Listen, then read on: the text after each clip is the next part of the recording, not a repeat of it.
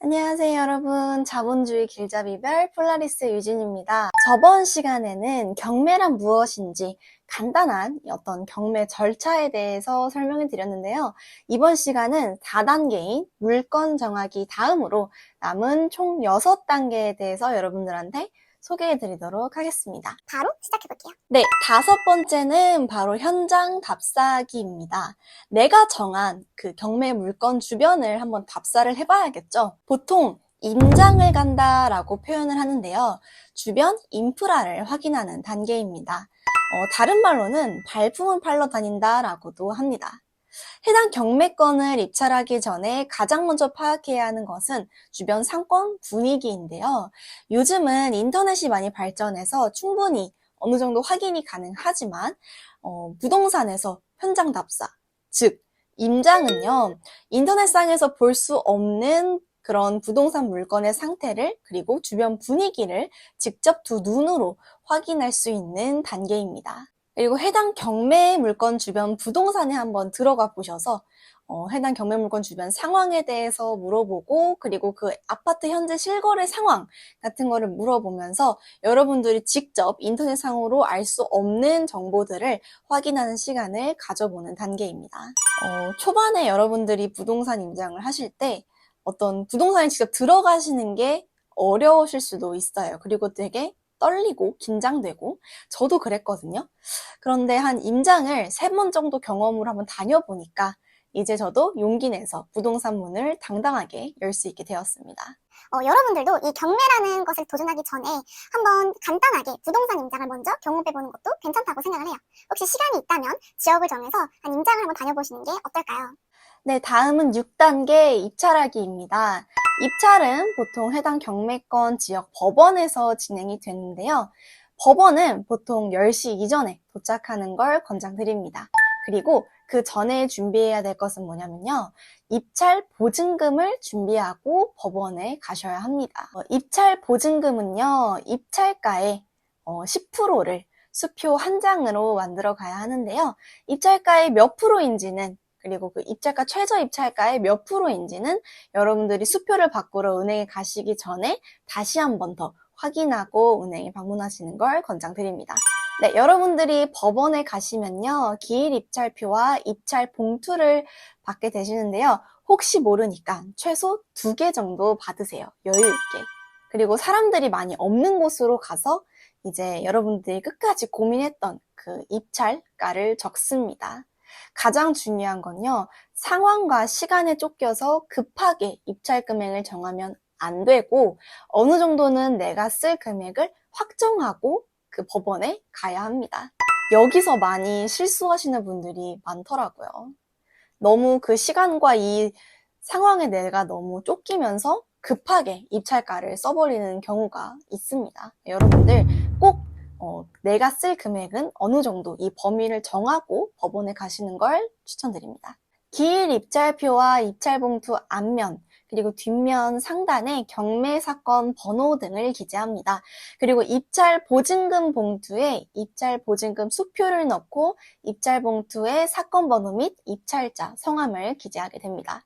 그리고 기일 입찰표 그리고 입찰 보증금 봉투를 입찰 봉투에 넣고 상단을 스테이플러로 찍어줍니다. 그리고 정해진 시간 내에 법원 안에 있는 그 입찰함에 넣어주시고요. 본격적인 집행이 시작될 때까지 법원 안이든 밖이든 의자에서 기다려주시면 됩니다.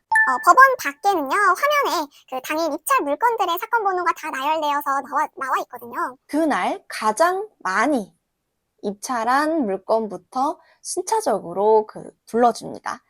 더 자세한 내용은요, 이건 되게 여러분들은 생생하게 전달해 드릴 수 있을 것 같은데 저의 사례를 통해서 다음 에피소드부터 여러분들한테 더 생생하게 전달해 드리도록 하겠습니다. 오늘은 간단하게 저번 시간처럼 이 경매 단계에 대해서 여러분들한테 소개하는 시간이니까요. 네, 6단계 이후 7단계 잔금 납부하기인데요. 혹시 6단계에서 폐찰이 되었다면 다시 1단계로 돌아가야겠죠? 낙찰이 되었다면 잔금 납부하기가 남았습니다. 이 부분도 정말 많은 분들께서 궁금해 주신 부분인데요. 간단한 설명을 위해 입찰하기로 다시 만약에 돌아가자면 예를 들어 최저 입찰가가 1억이라면 보증금은 1,000만 원을 냈기 때문에 남은 금액은 내가 쓴 금액에서 보증금을 뺀 금액이겠죠? 자, 여러분들 또 여기서 헷갈리실 수 있기 때문에 다시 한번 간단하게 여러분한테 설명드리자면 최저 입찰가 1억인 물건을 제가 1억 4천만 원을 써서 냈습니다. 근데 제가 만약에 낙찰을 받았어요.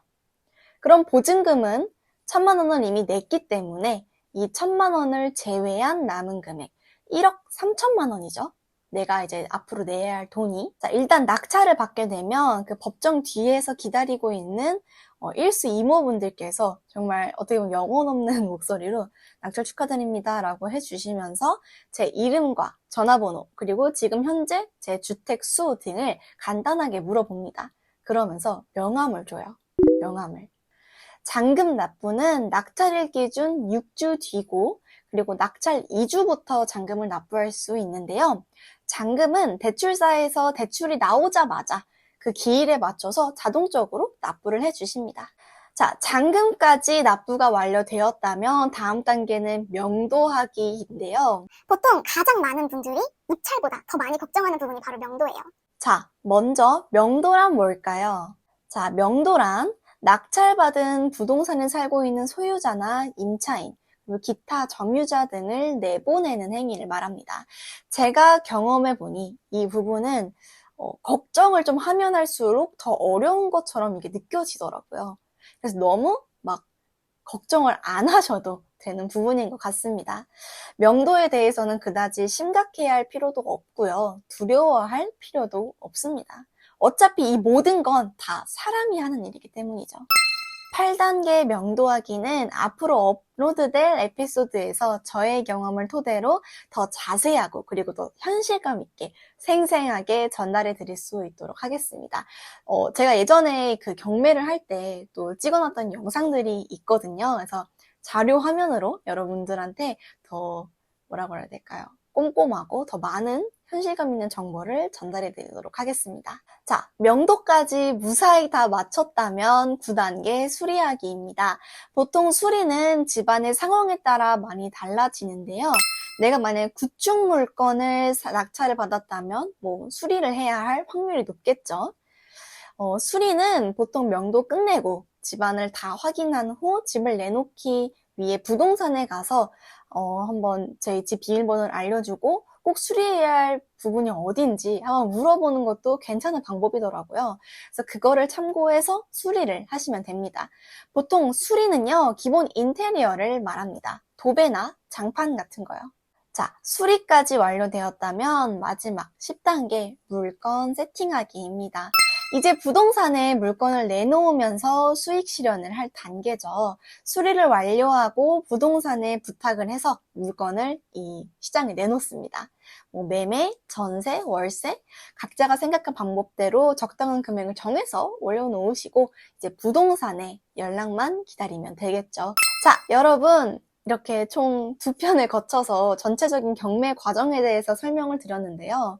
경매라는 걸 아예 모르시는 분들을 위해서 만들어진 에피소드 그리고 스터디다 보니까 에피소드 1이랑 2에서는 좀 간단한 경매 단계에 대해 설명해 드리려고 만들었고요.